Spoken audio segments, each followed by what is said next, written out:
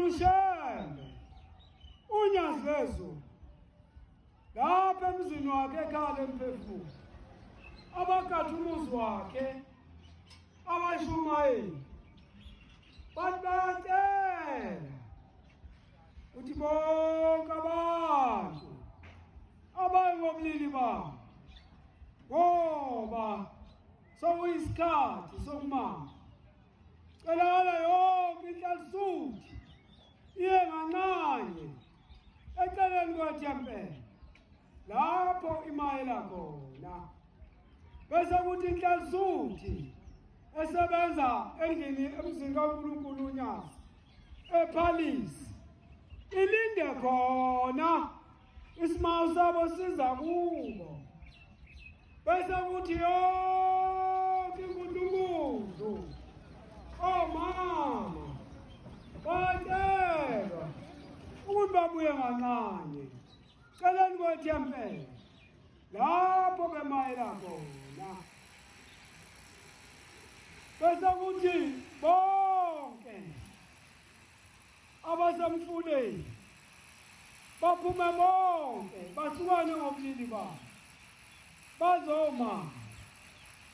bese kuthi abapendayo babuye bahlukane ngobulili babo bazoma bese kuthi abaplastelayo babuye bahlukane ngobulili babo bazoma bese kuthi abasezingadini babuye bonke bahlukane ngobulili babo bazoma abakumajilo babuye bahlukane ngobulili babo bazoma abakabha inkulu mababuye nabo bahlukane ngobulili babo bazoma yonke inhlalisuthi ibuye ngancane celeni kwethempeli ayimayela khona abakabhi benkulu babuye ngancane bahlukane ngobulili babo bezoma bantwana benkosi yasezulwini nomhlaba uThixo unyazwezi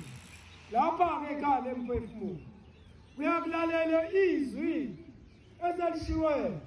ezalishiwo abagcotshwa abashumayeli abakade umuzi wakhe asibuyeke sizoma manje siqedile uma singabuyela-ke emsebenzini